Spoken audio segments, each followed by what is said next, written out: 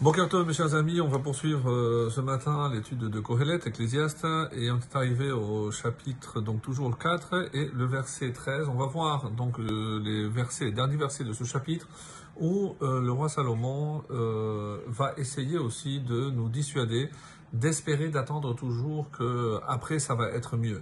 On a tendance évidemment à croire qu'avec le temps tout s'arrange et que ça ira mieux même si maintenant ça ne va pas. Alors il va nous faire comprendre que des fois espérer en le futur n'est pas une solution et il faut évidemment profiter au maximum de son présent. Et c'est pour ça qu'il nous dit donc dans le verset 13, Tov yeled misken vechacham mimelech zaken ursil. Mieux vaut un enfant pauvre et sage qu'un roi vieux et insensé.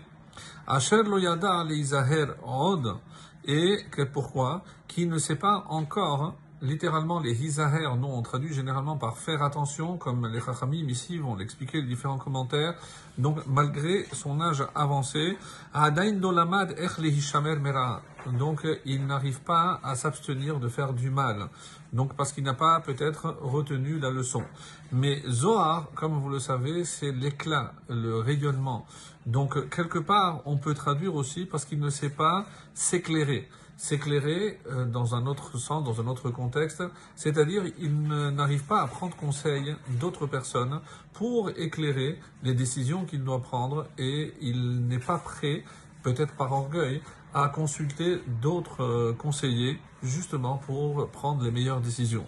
Donc quoi qu'il en soit ici, les commentaires divergent, à savoir est-ce que ça a existé, de quel cas est-ce que le roi Salomon parle d'un cas concret ou alors comme certains nous disent, comme Kohelet Rabbah dit, Zohi allégoria, littéralement, donc c'est une allégorie. Donc il n'est pas question ici d'un jeune enfant qui est arrivé roi, même si dans l'histoire d'Europe, de France ou autre, on sait qu'il y a eu des enfants en bas âge qui sont arrivés à régner, mais ils ne pensent pas à un cas précis d'après Kohelet Rabbah. D'après d'autres, il s'agit de l'époque de Abraham et Nimrod. Nimrod, en effet, est monté sur le trône alors qu'il était un enfant et il était inconnu et il a réussi donc à être nommé roi. D'autres encore disent qu'il s'agit de Yosef. Yosef qui est un jeune et qui est arrivé à être vice-roi, mais là il n'a pas destitué le roi d'Égypte, le pharaon, puisqu'il était son conseiller, son vice-roi. Donc il y a plusieurs avis, et enfin le dernier avis, très intéressant aussi, on nous dit c'est quoi Hayeled Misken, Zehu Yetzer Hatov. Pourquoi il est jeune et surtout il est pauvre. Pourquoi? Parce qu'on n'écoute pas. On fait pas attention à lui, alors ça c'est le Yetzer Tov.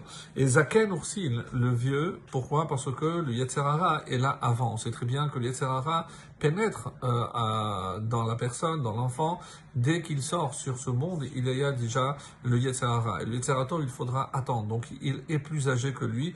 Voilà les différentes propositions de nos Chachamim, de nos maîtres pour comprendre ce passage.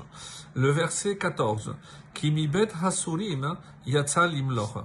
Alors ici, il ne faut pas dire hasurim, mais ha-asurim, d'après les commentaires. Et qu'est-ce que ça veut dire?